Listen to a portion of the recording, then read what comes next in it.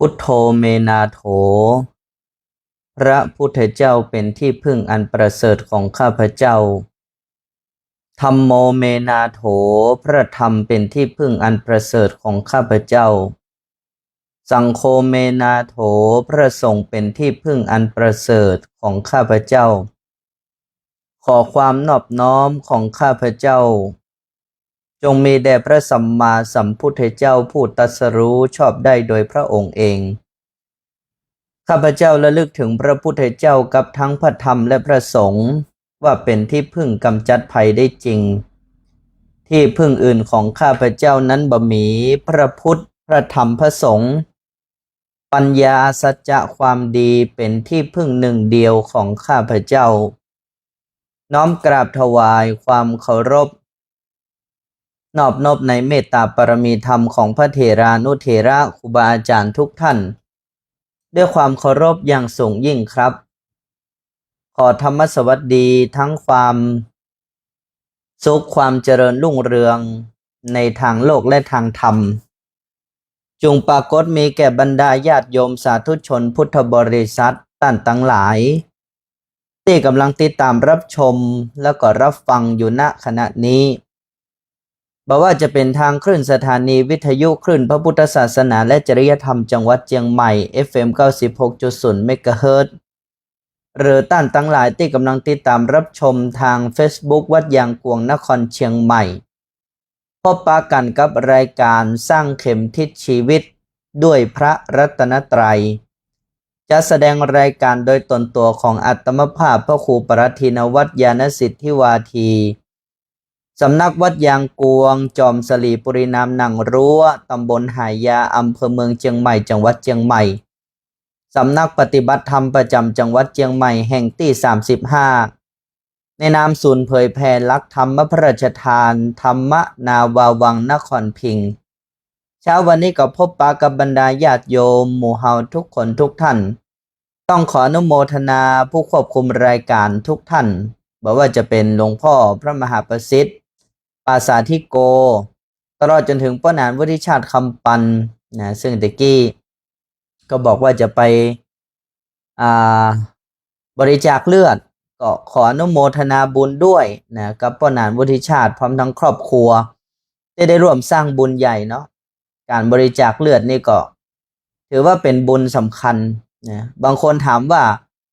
การบริจาคร่างกับบริจาคเลือดเนี่ยอันไหนบุญหนักกว่ากันก็ต้องตอบว่าการบริจาคเลือดเพราะว่าการบริจาคเลือดนี่เฮาก็ยังมีชีวิตอยู่ด้วยแล้วก็มีจิตใจที่จะเอื้อเฟื้อเผื่อแผ่ต่อชีวิตของสรรพสัตว์ทั้งหลายทั้งปวงเป็นปรมัตถปรมีญาติโยมท่านทั้งหลายเข้าข่ายนะเขาเรียกว่าอุดมการณ์สำคัญของพระบรมโพธิสัตว์เจ้าท่านบอกว่ายอมเสียสละทรัพย์เพื่อรักษาอวัยวะยอมเสียสละอวัยวะเพื่อรักษาชีวิตยอมเสียสละชีวิตเพื่อรักษาธรรมเพราะฉะนั้นอันนี้ก็เป็นบุญใหญ่พวกเราทุกคนก็ขออนุโมทนาบุญร่วมกันครับป้านานวุฒิชาติคำปันในโอกาสนี้เมื่อตะวันนี้อาตมาภาพก็ได้เข้าไปดูแลในส่วนของการปรับปรุงอาคาร3ชั้นนะซึ่งเป็นอาคารที่ได้รับหน้าที่ดูแลโดยมูลนิธิพระบรมธาตุดอยสุเทพซึ่งมีพระเดชพระคุณหลวงพ่อพระธรรมเสนาบดีเจ้าคณะภาค7เป็นต้นเป็นประธานก็ได้เปิดโอกาสให้กับคณะนะซึ่งได้ไปร่วมกันนะปฏิสังขรณ์แล้วก็ปรับปรุงอาคารเพื่อที่จะก่อตั้งเป็นสำนักงานศูนย์เผยแผ่หลักธรรมพระราชทานธรรมนาวาวังนครพิงค์เพื่อเผยแผ่พระพุทธศาสนาและส่งเสริมพัฒนาศักยภาพศาสนทายาทจังหวัดเชียงใหม่เพราะฉะนั้นอันนี้ถือว่าเป็นบุญสำคัญก็เอาบุญมาฝากญาติโยมหมู่เฮาทุกคนทุกท่านลุยกันอย่างเต็มที่นะงานเผยแผ่นี่เป็นเรื่องที่สำคัญมาก ยิ่งเวลานี้ญาติโยมท่านทั้งหลายก็คงหันแล้วว่าภัยพิบัติต่างๆก็ปรากฏเกิดขึ้นในโลกคือเฮาหันบ่ควรประมาทในการดำเนินชีวิตเป็นอย่างยิ่งโดยเฉพาะบ้านใกล้เรือนเคียงจังหวัดเชียงใหม่ของเฮานั่นก็คือจังหวัดน่านจังหวัดพะเยาในบางส่วนตอนนี้กระแสน้ำก็พัดแรงมากลูกไหนมาก็บ่ฮู้ปัดบ้านปัดเมืองไปหมดโอ้หันแล้วก็ส่งกำลังใจหมู่เฮาทุกคนชาวนพบุรีศรีนครพิงค์เชียงใหม่ก็ขอร่วมส่งกำลังใจไปยังพี่น้องประชาชนในจังหวัดน่านแล้วก็ในจังหวัดพะเยาที่ได้รับเหตุฉุกเฉินนั่นก็คืออุทกภัยที่เกิดขึ้นต่อท่านทั้งหลายเหล่านั้นแล้วก็ครอบครัวเพราะนั้นหมู่เฮาชาวเชียงใหม่ก็ร่วมกันส่งกำลังใจร่วมกันน้อมบุญไปญาติโยมท่านทั้งหลายหน้าที่ตั้งโลกรัฐบาลก็ช่วยเหลือเกื้อกูลสงเคราะห์บอกว่าจะเป็นเครื่องอุปโภคบริโภคก็น้อมนำไปเกื้อกูลสงเคราะห์กันตามเหตุตามปัจจัยส่วนในเรื่องของธรรมะหรือว่าเรื่องของจิตวิญญาณหมู่เฮาอันเนี้ยหมู่เฮาท่านทั้งหลายสามารถช่วยได้เดี๋ยวนี้เลยโดยเฉพาะพ่อแม่ศรัทธาญาติโยมท่านทั้งหลายที่อยู่ตั้งบ้านตั้งจองหมู่เฮาน้อมใจเพื่อถึงพระรัตนตรัยระลึกพระรัตนตรัยในใจไปพร้อมๆกันว่าพุทโธเมนาโถพระพุทธเป็นที่พึ่งอันประเสริฐของข้าพเจ้าธัมโมเมนาโถพระธรรมเป็นที่พึ่งอันประเสริฐของข้าพเจ้าสังโฆเมนาโถพระสงฆ์เป็นที่พึ่งอันประเสริฐของข้าพเจ้าน้อมบุญน้อมกุศลทั้งหลายที่หมู่เฮาได้ระลึกพระรัตนตรัยตลอดจนถึงประกอบคุณงามความดีทุกอย่างอุทิศแผ่ภายในบุญเพื่อแก่สรรพสัตว์สรรพชีวิตทั้งหลายทั้งปวงที่ต้องมาล้มหายตายจากเพราะเหตุอุทกภัยในครั้งนี้บอกว่าการเสียชีวิตของเพื่อนมนุษย์หรือการเสียชีวิตของสัตว์ทั้งหลายทั้งปวงที่ต้องจากไปด้วยเหตุอุทกภัยครั้งนี้หมู่เฮาท่านทั้งหลายก็น้อมจิตน้อมใจส่งกุศลขออนุภาพแห่งพระรัตนตรัยและคุณงามความดีบุญกุศลทุกอย่างได้แปลสภาพบุญทั้งหลายเหล่านี้คือเป็นข้าวทิพย์น้ำทิพย์วิมานทิพย์อาภรณ์ทิพย์ตลอดจนถึงความสุขแก่สรรพสัตว์สรรพวิญญาณทั้งหลายทั้งปวงอย่างนี้แหละญาติโยมท่านทั้งหลายเอาถือว่าได้ช่วยกันในทุกทางเนี่ยเรื่องมื้อนี้เป็นเรื่องสำคัญนะจะบอกให้อันนั้นหมู่เฮาท่านทั้งหลายก็น้อมจิตน้อมใจให้ดีเป็นกุศลอันยิ่งใหญ่หมู่เฮาท่านทั้งหลายอยากจะช่วยจะไปช่วยอย่างใดบางทีเงินทองเฮาก็บ่ใช่มีจะนั่งเรือนั่งรถไปก็บ่ใช่ได้เพราะฉะนั้นเฮาจะบรรเทาเมตตากรุณาที่มันปรากฏในจิตในใจของเฮาด้วยวิธีไหนดีอาตมาภาพเข้าใจดีว่าเวลาที่เฮาอยากจะช่วยแล้วมันบ่ได้ช่วยเนี่ยมันรู้สึกอย่างใดอาตมาภาพก็เป็นหนึ่งในหั่นเหมือนกันบางทีเฮาบ่ได้มีกำลังอื่นๆบ่ได้มีกำลังทรัพย์บ่ได้มีกำลังกายหันข่าวแล้วก็เกิดความสลดในจิตในใจอยากจะช่วยเหลือเพื่อนมนุษย์เฮาจะทำอย่างใดดีแผ่กุศลญาติโยมท่านทั้งหลายเพราะบุญกุศลนี่ถือว่าเป็นอริยทรัพย์ภายในคนทั้งหลายทั้งปวงที่เขาจะอยู่รอดปลอดภัยปราศจากทุกโศกโรคภัยตลอดจนถึงแคล้วคลาดจากพยานอันตรายทั้งหลายทั้งปวงก็ด้วยอำนาจแห่งบุญพระพุทธองค์ท่านจึงบอกว่าบ่ควรประมาทในการสร้างบุญบ่ควรประมาทในการสร้างเหตุแห่งกุศลสุโขปุญญสะอุจจโยการสร้างสมบุญนำมาซึ่งความสุขเพราะนั้นการที่เฮาท่านทั้งหลายปรารถนาจะให้คนที่เฮามีความรู้สึกตัวให้เขานั้นได้ปลอดภัยจากพยานอันตรายทั้งหลายเฮาก็น้อมบุญน้อมกุศลนี้ไปให้แผ่ขยายกุศลอำนาจแห่งพระรัตนตรัยนี้ปกคลุมทั่วทั้งจังหวัดน่านเนาะปกคลุมไปถึงจังหวัดใกล้เคียงที่ได้รับภัยในครั้งนี้ขอให้สรรพสัตว์ทั้งหลายทั้งปวงเหล่านั้นได้อยู่รอดปลอดภัยหากแม้นว่าดับจิตม้วยมรณาไปก็ขออนุภาพแห่งบุญทั้งหลายเหล่านี้ได้ปกห่มอุ้มเอายังดวงวิญญาณเขาทั้งหลายเหล่านั้นเพื่อเปิกพ้นจากความทุกข์ได้เสวยในสุขติสัมปรายภพน้อมบุญน้อมกุศลอย่างอี้ก็จะเกิดเป็นพลังญาติโยมท่านทั้งหลายเรื่องนี้สำคัญนะบางทีเอาท่านทั้งหลายอยากจะช่วยเฉพาะคนที่เป็น แต่ก็อย่าลืมว่าภพภูมิทั้งหลายทั้งปวงภพภูมิมีหลายภพภูมินะถ้าภพภูมิที่ต่ำกว่ามนุษย์ก็เปรตอสุรกายสัตว์เดรัจฉานนรกนี่เฮาก็บ่ฮู้นะว่าผู้ที่ดับจิตมรณะไปนั้นเพิ่นจะไปอยู่ในภพภูมิไหนเพราะฉะนั้นเฮาท่านทั้งหลายแผ่กุศลอย่างนี้กระทำบุญอย่างนี้และกระทำบุญนี่บ่ใช่ต้องไปกระทำบุญที่ไหนอย่างใดท่านทั้งหลายกระทำบุญอยู่ที่บ้านเนี่ยระลึกพระรัตนตรัยอยู่ที่บ้านเนี่ยบ่ได้ยากอะไรอย่างเลยระลึกให้มีกำลังใจมันมีกำลังขึ้นมาพุทโธเมนาโถธัมโมเมนาโถสังโฆเมนาโถพุทโธเมนาโถธัมโมเมนาโถสังโฆเมนาโถเนี่ยใจมีกำลังอย่างนี้แล้วแผ่กุศลออกไปนี่เป็นบุญมหาศาลเป็นเมตตาเจโตวิมุตติเป็นกุศลอันยิ่งในญาติโยมท่านทั้งหลาย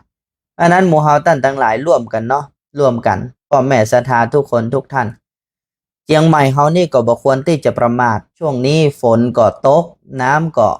แห้งพ่องพอสมควรอันนั้นหมู่เฮาท่านทั้งหลายหวังจะให้สรรพสัตว์ทั้งหลายทั้งปวงในบ้านในเมืองเฮา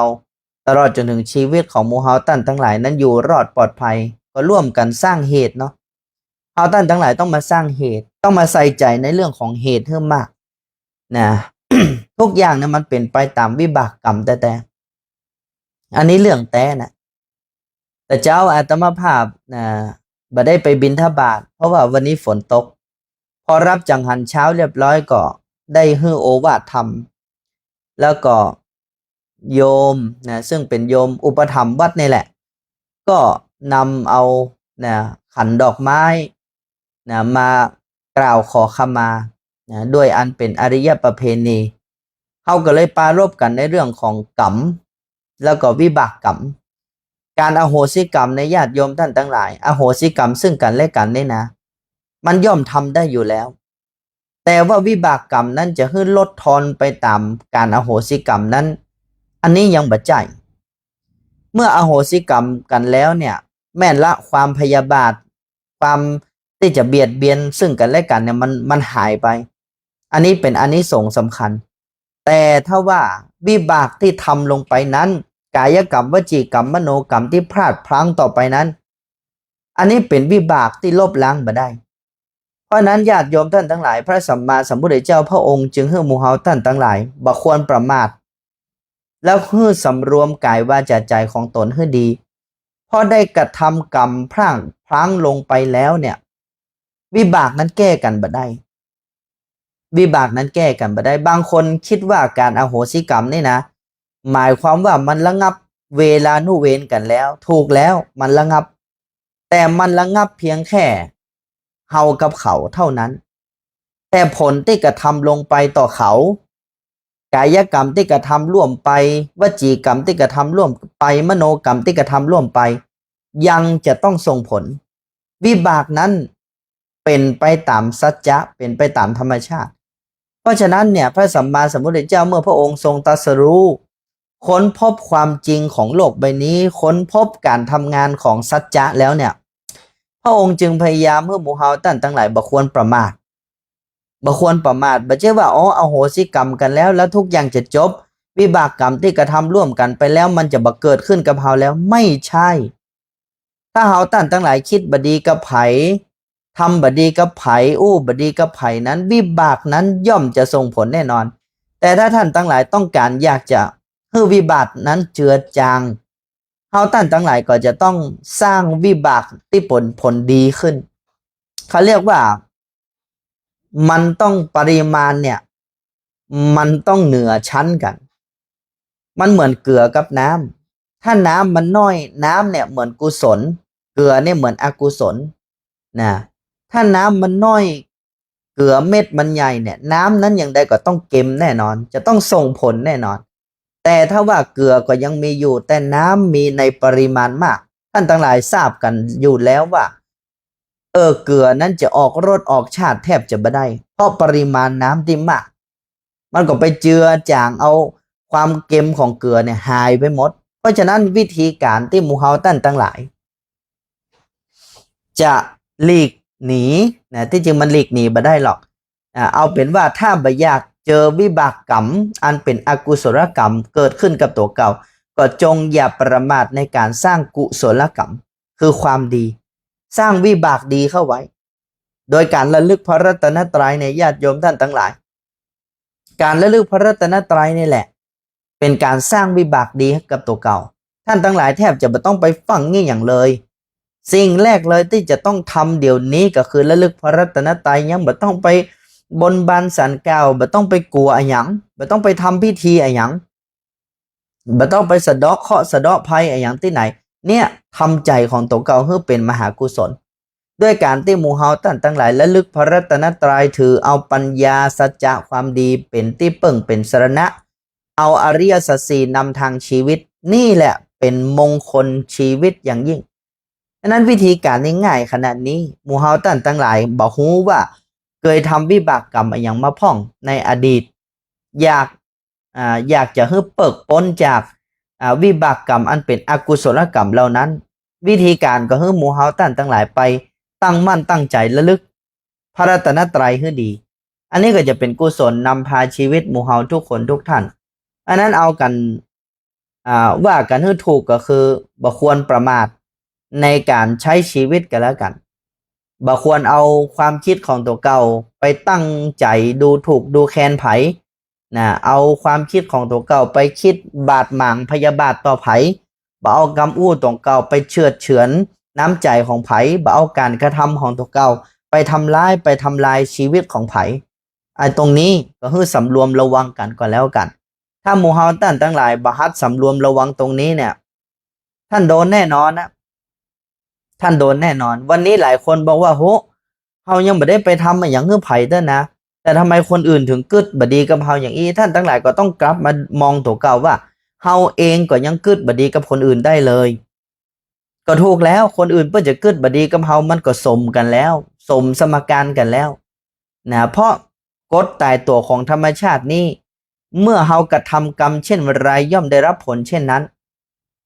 นะมันตรงยิ่งกว่าตรงไม้บรรทัดก็ยังตรงแบบเต่าในญาติโยมท่านทั้งหลายเข้าใจก่อกรรมนี่นะท่านจึงบอกว่านะกรรมนะยุติธรรมเสมอเพราะฉะนั้นการกระทำของตัวเก่าเนี่ยบะหมี่นะบะหมี่เกินบะหมี่ลดญาติโยมท่านทั้งหลายทำเท่าใดก็ได้เท่าอันบอกว่าจะเป็นกุศลหรืออกุศลก็ตามอันนั้นหมู่เฮาญาติโยมท่านทั้งหลายก็ มาทำความเข้าใจกันอย่างนี้แล้วก็บ่ควรประมาทอย่างที่ท่านบอกว่าไม่ควรประมาทในการดำเนินชีวิตเนี่ยญาติโยมท่านทั้งหลายอันนี้สำคัญมากนะคำว่าไม่ประมาทนี่มันแปลว่าอย่างใด ไม่ประมาทนี่ยังไม่ได้หมายถึงว่าไม่ทำสิ่งไม่ดีเพราะไอ้ที่ทำสิ่งไม่ดีนั้นก็เพราะว่าเขาบอกว่ามันเป็นสิ่งไม่ดีเพราะฉะนั้นบุคคลที่ประมาทในการใช้ชีวิตก็คือบุคคลที่บ่เรียนรู้อริยสัจสี่เนี่ยเป็นของบุคคลประมาทวันเนี้ยอริยสัจสี่เนี่ยมันถ้าจะอู้กรรมบ้านๆเฮาคือมันตั้งเข้าหูฮั่นแล้วนะตุกคืออย่างเหตุแห่งตุกการดับตุกวิธีการดับตุกเนี่ยมันมาจ่อหูท่านทั้งหลายฮั่นแล้วยังประเด็นเนี่ยฟังรายการวิทยุเนี่ยมันจ่อหูฮั่นแล้วตุกคือขันธ์ห้าหรือว่ากายกับใจนี้เหตุแห่งตุกคือการยึดมั่นถือมั่นในขันธ์ห้าคือกายกับใจนี้จะดับตุกได้ก็คือลดละความยึดมั่นถือมั่นนะในกายกับใจนี้วิธีการก็มีเต้าอิ่งบ่ได้นะวิธีการของมันก็คือเมื่อเรายึดมั่นถือมั่นในกายกับใจก็ไปสร้างองค์ความรู้พืชจิตมันบ่ยึดมั่นถือมั่นก็จบข่าวก็ถือว่าจบข่าวกันแล้วเพราะนั้นการที่อาตมาภาพให้หมู่เฮาท่านทั้งหลายมันท่องธาตุกรรมฐานเนี่ยท่องได้หรือยังธาตุกรรมฐานธาตุกรรมฐานสี่ธาตุสี่คือธาตุดินเรียกปฐวีธาตุน้ำเรียกอาโปธาตุไฟเรียกเตโชธาตุลมเรียกวายโยธาตุเนี่ยพิจารณาท่องไปเนี่ยท่องธาตุกรรมฐานพิจารณากาย6ขั้นตอนนี่นะญาติโยมท่านทั้งหลายหันก่อตู้เจ้าบักเก่าครูบาอาจารย์ตะก่อนเนี่ยที่เปิ้นไปอยู่ในปัจจาปะเหี่ยวเนี่ยเปิ้นไปพิจารณาซากศพซากเน่า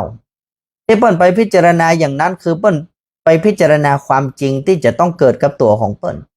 ปัจจาคนทั้งหลายตั้งหลวกตั้งปวงที่กลัวเนี่ยก็เพราะว่ากลัวความจริงมัวเฮากลัวผีเนี่ยไม่ใช่กลัวอย่างนะกลัวความจริงกลัวตัวเขาจะตายท่านทั้งหลายจะกลัวอนาคตตัวเขาได้อย่างใดอันนี้สำคัญมาก กลัวตัวเก้าแก่กลัวตัวเก้าเจ็บกลัวตัวเก้าตายเนี่ยก็คือคนที่บ่ยอมรับความจริงเพราะคิดว่าในชีวิตของตัวเก้านี้จะต้องไม่ประสบกับความแก่จะต้องไม่ประสบกับความเจ็บและจะต้องไม่ประสบกับความตายซึ่งคำว่าจะต้องไม่ประสบกับสิ่งเหล่านั้นเนี่ยมันเป็นการฝืนธรรมชาติและการฝืนธรรมชาตินี้แหละเรียกว่าทุกข์แล้วก็เหตุแห่งทุกข์ด้วยอันนั้นญาติโยมหมู่เฮาท่านทั้งหลายเมื่อเฮาท่านทั้งหลายรู้กันแล้วว่าหลักอริยสัจคืออะไรอย่างการเรียนรู้ต่ออริยสัจคืออะไรอย่างหมู่เฮาท่านทั้งหลายบ่ควรละเลยเนี่ยเหมือนที่แต่ว่าเฮาอู้กันนะแต่ว่าเฮาอู้กันในหัวข้อว่าระหว่างศีลห้ากับอริยสัจสี่เนี่ยอะไรอย่างสำคัญกว่ากันก็ต้องตอบญาติโยมท่านทั้งหลายว่าอริยสัจธรรมทั้งสี่นี่แหละจะทำให้ศีลห้านั้นบริบูรณ์และศีลห้านี่แหละจะไปต่อเติมอริยผลให้เกิดขึ้นต้องเข้าใจอย่างนี้คือเปิ้นเป็นของเกื้อกูลซึ่งกันและกันวันนี้หมู่เฮาญาติโยมท่านทั้งหลายมีโอกาสได้ยินได้ฟังนอกจากจะได้ยินได้ฟังแล้วก็ฮื้อใจของเฮาเล่งพินิจพิจารณาโยนิโสมนสิการเอามาประกอบกับจิตกับใจให้มากเอามาทำให้มากนะบ่ยากบ่ง่ายธรรมะนี่นะบ่ยากบ่ง่ายธรรมะนี่จะไปคิดว่าเป็นของสูงเป็นของอันยื้อเอาบ่ได้เป็นของอันประเสริฐเนี่ยแม่นนะแต่คำว่าประเสริฐนั่นคือเราสามารถแล้วก็มีสิทธิ์ที่จะคว้าเอาได้มีสิทธิ์ที่จะปฏิบัติได้คนที่จะคว้าเอามรรคผลนิพพานได้ก็คือคนที่ลงมือปฏิบัตินั่นแหละไม่ใช่เพียงแค่คิดว่าอยากจะได้แต่ตัวเขาบ่ลงมือทำอันนี้ผลจะเกิดขึ้นเป็นไปไม่ได้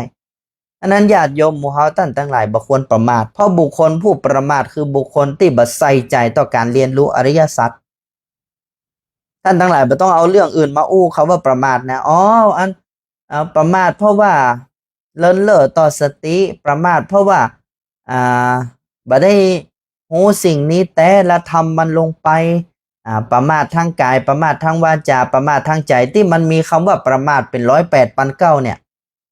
ต้นกำเนิดมันมีอยู่อันเดียวในญาติโยมท่านผู้ฟังคือการบรรลุอริยสัจเพราะการบรรลุต่ออริยสัจนี่แหละจึงกำเนิดเป็นความประมาท108,000อย่างท่านน่ะท่านทั้งหลายจะไปหู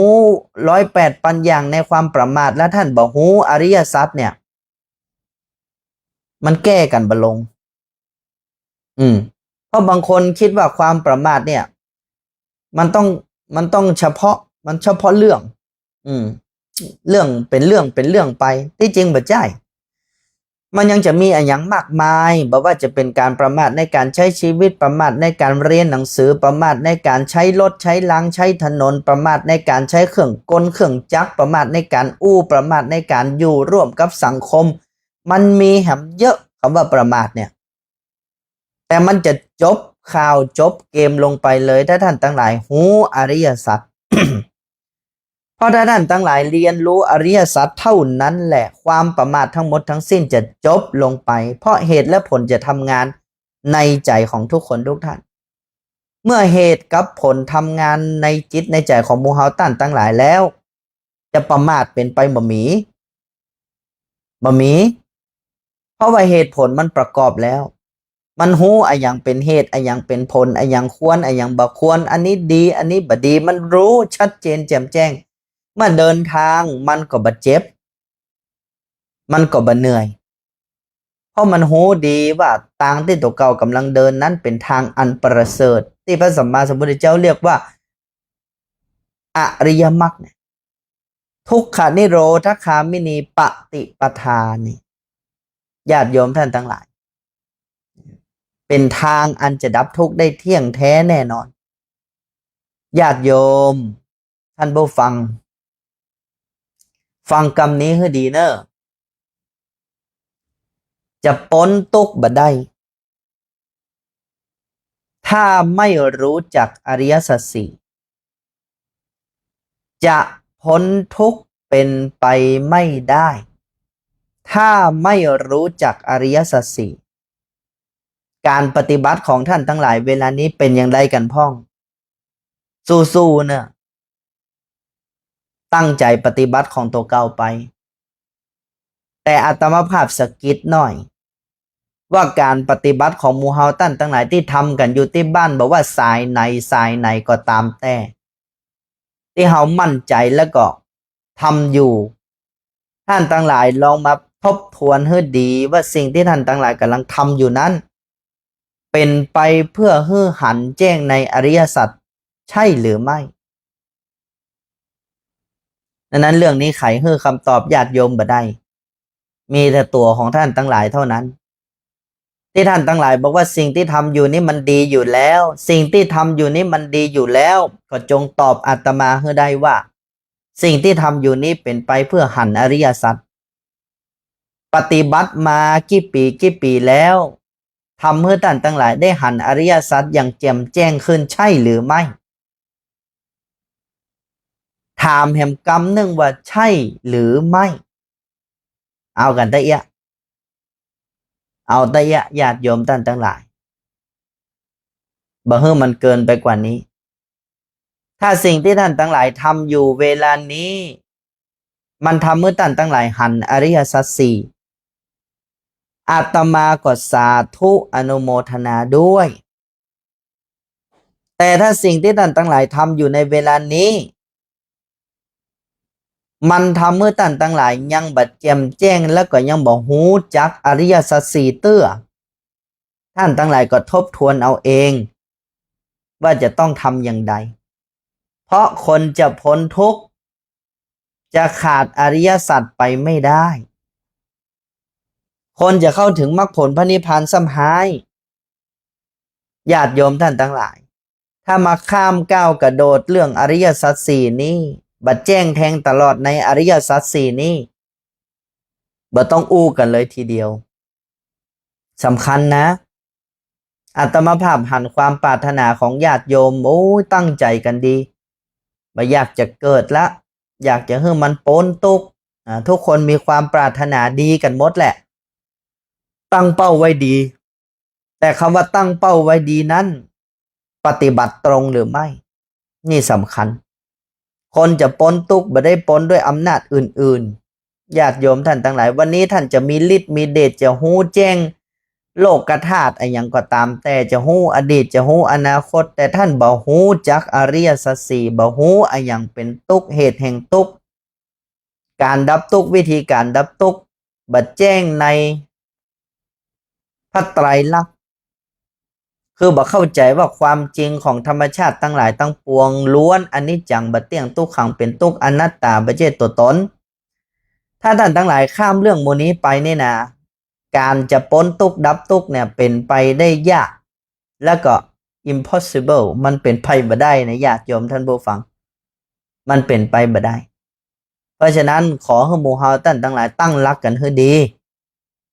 นะความเห็นผิดในกายสกายทิฏฐิความสงสัยในพระนิพพานวิจิกิจฉา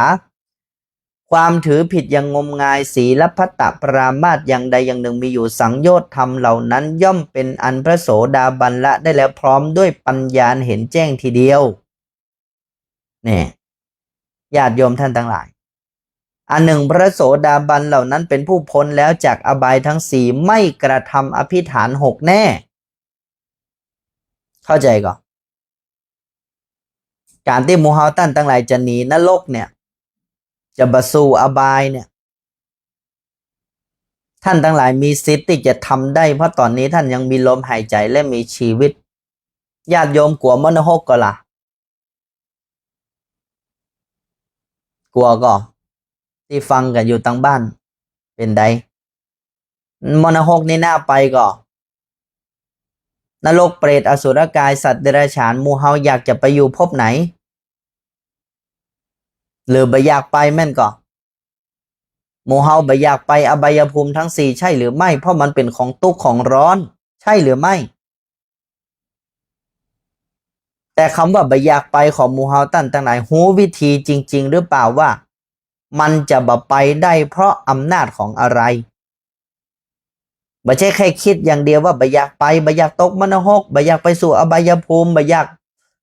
ไปเป็นเปรตอสุรกายสัตว์เดรัจฉานคำว่าบ่อยากของหมู่เฮาตั้งหลายนั้นน่ะ แล้วท่านทั้งหลายหูก็ว่าไอ้หยังที่จะทำให้ปิดอบายภูมิทั้งสี่สิ่งที่จะปิดอบายภูมิทั้งสี่ได้ก็คือการปฏิบัติตรงต่ออริยสัจธรรมทั้งสี่นี้แหละญาติโยมท่านผู้ฟังเมื่อหมู่เฮาท่านทั้งหลายปฏิบัติไปเรื่อยจิตของเฮาก็จะเกิดการพัฒนาจะเกิดการตื่นรู้ขึ้นมาคำว่าตื่นรู้เนี่ยมันต้องมีฤทธิ์มีเดชอะไรอย่างมันจะต้องไปห่อเหินเดินอากาศอะไรอย่างตั้งวันนี้หมู่เฮาท่านทั้งหลายแม้แต่คำว่าพระอรหันต์ก็เข้าใจผิดหมดแล้วแค่เปิ้นทำมายากลนึกหันเปิ้นเสกอันนั้นเปิ้นเสกอันนี้ท่านทั้งหลายก็คิดว่าเป็นอรหันต์กันแล้วมันบ่ใช่คำว่าอรหันต์หรือบะอรหันต์หรืออริยะบะอริยะนี้เราต้องกลับมาดูว่าอริยสัจสี่เนี่ยอริยะเนี่ยอย่างหมู่เฮาท่านทั้งหลายอยากจะทำบุญกับพระอริยเจ้าอยากจะหันอริยเจ้าเนี่ยท่านทั้งหลายก็ต้องดูว่าพระอริยเจ้าเปิ้นมีปฏิปทาเป็นอย่างใดเปิ้นปฏิบัติตรงต่ออริยสัจสี่ใช่หรือไม่และถ้าบ่ปฏิบัติตรงต่ออริยสัจสี่จะเป็นพระอริยะได้หรือก็ต้องดูกันอริยะบะอริยะนี่ก็จะอยู่กับผ้าเหลืองเหมือนกันแม้แต่ตัวของหมู่เฮาญาติโยมท่านผู้ฟังจะผ้าขาวผ้าดำผ้าแดงผ้ามนผ้าเศร้าอย่างก็จ้างเถอะแต่ถ้าใจของท่านเฮียนหูอริยสัจธรรมทั้งสี่และเดินตามมรรคเนี่ยที่เรียกว่าอริยมรรคเนี่ยทำไมท่านทั้งหลายจะเป็นอริยะบ่ได้นี่เขาต้องประกาศอิสรภาพกันอย่างนี้หมู่เฮาท่านทั้งหลายเวลานี้พระพุทธศาสนาล่วงมาแล้วครึ่งแล้วไปตลอดจนถึง5,000พระวสาเนี่ยบัดนี้พระศาสนามาแล้วครึ่งหนึ่งหมู่เฮาท่านทั้งหลายจะมาปิดบังศักยภาพตัวเก่าด้วยการบรรรู้ด้วยการบเห็นด้วยการบเข้าใจด้วยการบยอมรับด้วยการปกปิดเอาไว้ด้วยการคิดว่ามันเป็นไปบัดได้มันบัดถึงมันเป็นของยากเฮาท่านทั้งหลายปิดบังศักยภาพตัวเก่ามาโดยตลอดแม้แต่มรรคผลพระนิพพานพออู้ไปแล้วก็สะดุ้งหวาดกลัวว่าเป็นเรื่องที่ยากเย็นเข็ญใจเอาเหลือเกินเรื่องนี้มีในพระสูตรแม้แต่พระสัมมาสัมพุทธเจ้าเองพระองค์ก็แสดงหันอย่างชัดเจนว่าอย่าไปบอกว่ายากนะอย่าไปบอกว่าเป็นของยากอย่าไปบอกว่าเป็นของทำบัดได้อย่าไปปกปิดจิตใจตัวเก่าว่าตัวเก่าบ่มีศักยภาพพอที่จะทำมันท่านทั้งหลายเข้าใจก่อนเพราะฉะนั้นทุกวันนี้หมู่เฮาในฐานะมนุษย์หมู่เฮาเข้าใจศักยภาพของมนุษย์อย่างแท้จริงแค่ไหนและศักยภาพของมนุษย์อย่างแท้จริงก็คือการแจ่มแจ้งต่ออริยสัจธรรมนั่นแหละนี่แหละคือการประกาศชัยชนะของความเป็นมนุษย์ท่านทั้งหลายว่าระหว่างเทวดากับมนุษย์เนี่ยอันใดประเสริฐกว่ากันเทวดากับมนุษย์ท่านทั้งหลายก็ฮึกกลับไปมองว่าพระพุทธเจ้าตรัสรู้ความเป็นพุทธะเนี่ยในฐานะของมนุษย์หรือฐานะของเทวดานี่เวลาพิจารณาต้องพิจารณาไปตามเหตุตามผลดูไปตามเหตุตามปัจจัยเพราะฉะนั้นการกำเนิดของพระสัมมาสัมพุทธเจ้าแต่ละพระองค์นั้นพระองค์ทรงย้ำให้หมู่เฮาท่านทั้งหลายในฐานะมนุษย์ได้หันแล้วว่ามนุษย์นั้นมีศักยภาพเพียงพอที่จะพ้นจากวัฏสงสารนี้ทำไมวันนี้หมู่เฮาท่านทั้งหลายยังคิดว่าพบหน้าพบในจัดหน้าจัดในก็ว่ากันจัดนี้คงบ่มีบุญก็เพราะวันเนี้ยท่านทั้งหลายก็ยังบอกตัวเก่าว่ายังบ่มีบุญวันนี้เอามาอิ่งก็พอละบ่ต้องมรรคผลนิพพานอะไรอย่างบ่ต้องพ้นทุกข์อะไรอย่างหรอกวันนี้อยู่ดีกินดีมีเงินมีทองใจก็พอละทำไมวันนี้ท่านทั้งหลายยัง กดทับศักยภาพของตัวเก่าได้ถึงเพียงนี้เหตุผลคืออะไรอย่างทั้งที่วันนี้ทุกคนเกิดมามีลมหายใจได้พบพระพุทธศาสนาได้ฟังธรรมของพระสัมมาสัมพุทธเจ้าอันนี้ถือว่ามีบารมีแล้วนะในพระไตรปิฎกก็สำแดงอย่างชัดเจนแล้วว่าบุคคลผู้จะวัดบารมีกับตัวเก่าเนี่ยว่าตัวเก่านั้นสั่งสมบารมีมาอย่างเพียงพอแล้วที่จะเข้าถึงมรรคผลพระนิพพานก็คือบุคคลนั้นได้ฟังธรรมของพระตถาคต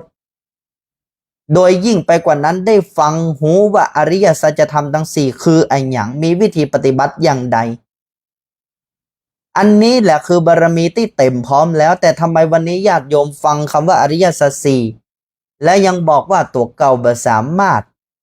ที่จะพ้นจากตุกนี้ได้ประดุจดังว่าเปิ้นเอารถมาฮับแล้วเพียงแค่ก้าวขึ้นรถไป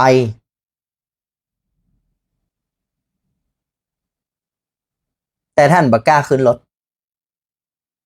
เพราะท่านก็เกิดความสงสัยมากมายเหลือเกินว่ารถที่มาฮับนั้นจะไปไหนจะไปอย่างใดอันนี้อุปมาอุปไมยให้ฟังว่าเฮาท่านทั้งหลายเกิดมาได้พบพระศาสนาได้ฟังธรรมของพระตถาคตและยิ่งไปกว่านั้นวันนี้เฮามาอู้กันเรื่องของอริยสัจทั้งสี่เนี่ยมาร่วมกันสร้างวัฒนธรรมการดำเนินชีวิตด้วยอริยสัจธรรมทั้งสี่เนี่ยท่านทั้งหลายฮู้ก็ว่าโลกธาตุนี้เนี่ยมันสั่นสะเทือนขนาดไหนแม้พรหมโลกเทวโลกทั้งหลายผู้เป็นสัมมาทิฏฐิก็ยกมือสาธุการอนุโมทนากับการอันประพฤติของหมู่เฮาทุกคนทุกท่านที่จะร่วมกันกระทำในเวลานี้ท่านทั้งหลายทราบหรือไม่ว่าไม่ใช่มีเพียงแค่มนุษย์บางทีมนุษย์เองแทบจะบ่ฮู้บ่หันว่าอริยสัจสี่ประเสริฐขนาดไหนแต่เวลานี้โลกธาตุเราเทพพรหมเทวาที่เปิ้นเป็นสัมมาทิฏฐิเปิ้นช่วยสุดจะช่วยเปิ้นปราบปลื้มปีติยินดีอย่างยิ่งที่วันนี้หมู่เฮาในฐานะมนุษย์นำเอาอริยสัจธรรมทั้งสี่มาอู้กันมาสนทนาธรรมกันเอามาสร้างเอามาทำเอามาประพฤติน้อมมาสู่จิตสู่ใจเนี่ยอันนี้แหละคือการต่อลมหายใจของพระสัมมาสัมพุทธเจ้าอย่างยิ่งฉะนั้นอาตมาภาพก็จะทำหน้าที่นี้ไปจนถึงวันตายไม่ได้ก็จบเมื่ออันแต่ก็ยังว่านะหนทางพิสูจน์ม้าการเวลาพิสูจน์ใจคนหมู่เฮาต้องช่วยกันจะอาศัยเพียงแค่อาตมภาพรูปเดียววันหนึ่งมัจจุราชมารมาพรากเอาชีวิตนี้ไปเสียโครงการนี้ก็ต้องหยุดไปเพราะนั้นวันนี้หมู่เฮาญาติโยมท่านทั้งหลายฟังให้ดีหน้าที่อันเป็นประวัติศาสตร์ชีวิตของหมู่เฮาทุกคนก็คือน้อมนำอริยสัจธรรมทั้งสี่เข้าสู่จิตสู่ใจแล้วช่วยกันแพร่ขยายเรื่องนี้หลักสำคัญนี้แพร่ขยายออกไปอย่างเร็วที่สุดและนั่นต่างหากคือการสร้างสันติภาพให้เกิดขึ้นแก่โลกใบนี้นั่นแหละเป็นมหากุศลอุปัทวันตรายเหตุเพศภัยตั้งหลายตั้งปวงจะหยุดชะงักด้วยอานุภาพของอนุสาสนีปฏิหารนี้เอาเถอะแผ่นดินจะไหวน้ำจะนองฝนจะตกไฟบรรลัยกันจะตกลงมาทุกอย่างจะต้องหยุดด้วยอานุภาพแห่งพระธรรมคือการที่หมู่เฮาตั้นทั้งหลายเอาอริยสัจธรรมทั้งสี่นี้มาประกาศมาแสดงและเอามาขยายก็เท่ากับว่าบ้านใดเมืองใดประพฤติปฏิบัติต่ออริยสัจทั้งสี่ก็ประดุจดังแก้ว7ประการคอยเป็นเกราะคุ้มครองภัยอาตมาภาพอู้อย่างชัดเจนอย่างนี้เพื่อให้ญาติโยมท่านทั้งหลายผู้วันต่อภัยในโลกสงสารเฮาท่านทั้งหลายอยู่บนโลกใบนี้แน่นอนภัยในวัฏฏะก็ย่อมมี แต่วิธีการจะเปิกพ้นจากภัยในวัฏฏะก็คือการที่หมู่เฮาน้อมนำธรรมมาสู่จิตสู่ใจก็จะเป็นเครื่องคุ้มครองป้องกันภัยได้จริงๆเอาอย่างนี้แล้วก็มีเพียงแค่วิธีนี้อาตมาภาพบาหันวิธีอื่นมีวิธีเนี้ยที่คุ้มค่าที่สุดเพียงแค่หมู่เฮาท่านทั้งหลายมาร่วมกันรณรงค์สร้างองค์ความรู้อริยสัจสี่นี้แพร่ขยายออกไปทั่วทั้งบ้านทั้งเมืองเอาเป็นว่าบ้านใดเมืองใดที่สามารถว่าอะระหังสัมมาได้ว่านะโมตัสสะได้เนี่ยทีนี้ก็เอามาประกอบกันทุกบ้านสามารถว่าศีลห้าได้แล้วต่อจากนี้ไปทุกบ้านสามารถอธิบายอริยสัจสี่ได้นะทุสะนิมะทุกสมุทัยนิโรธมรรคคาถาใครจำเนี่ยมีอย่างพ่องอริยสัจสี่เอา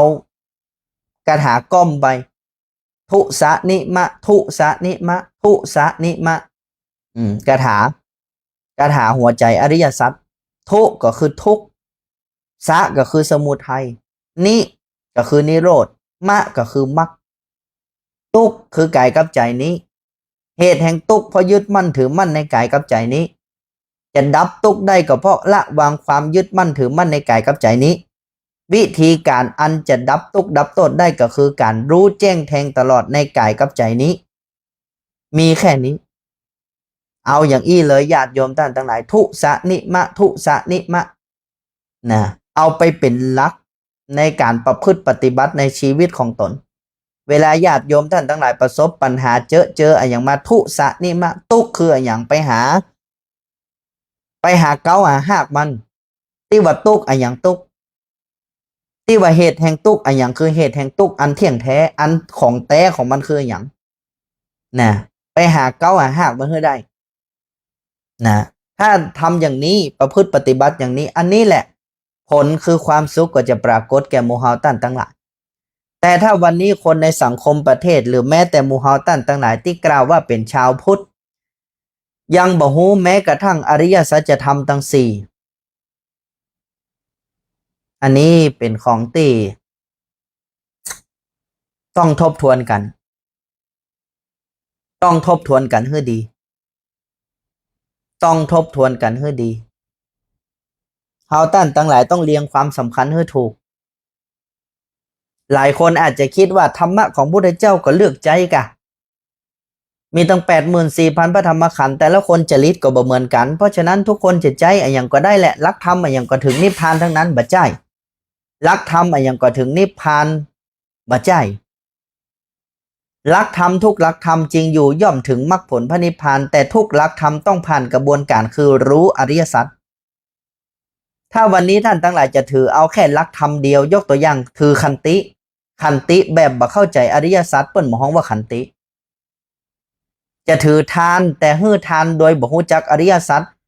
บ่ใช่ทานอันประเสริฐจะรักษาศีลแต่รักษาศีลโดยบ่มีพื้นฐานของอริยสัจศีลนั้นก็บ่ใช่ศีลที่ประเสริฐบ่ใช่ศีลของอริยะเป็นศีลกัวเป็นศีลขี้กัวไปเหียก็คือรักษาเพราะว่ากัวและคำว่ากัวนี่บ่ใช่กัวด้วยอำนาจของฮิริโอตตัปปะเป็นความกัวด้วยอำนาจของอวิชชาคือความบรรลุเนี่ยญาติโยมหันหรือยังมันต้องกระเทาะกันแบบนี้มันต้องปอกเปลือกกันอย่างนี้นะเราถึงจะหันว่าทำไมเราต้องมาเริ่มต้นที่อริยสัจสี่พ่อแม่ศรัทธาญาติโยมเข้าใจหรือยังเพราะฉะนั้นโครงการคนเมืองดำเนินชีวิตด้วยอริยสัจสี่เราต้องมาช่วยกันโยมพ่อโยมแม่โยมพี่โยมน้องศรัทธานาบุญทุกคนทุกท่านมาเอาบุญกับอาตมาภาพพรรษานี้เรามาช่วยกันตั้งมั่นตั้งใจระลึกพระรัตนตรัยตั้งมั่นตั้งใจเฮียนหูอริยสัจสี่ตั้งมั่นตั้งใจแผ่ขยายอริยสัจสี่นี้ออกไปให้กว้างออกไปให้ขวางออกไปให้มากให้คนทั้งหลายทั้งปวงได้หูว่าไอ้หยังเป็นต้นต่อแห่งความทุกข์และสามารถจัดการกับความทุกข์ได้อย่างแท้จริง จึงจะเป็นมหาอานิสงส์แก่หมู่เฮาทุกคนทุกท่าน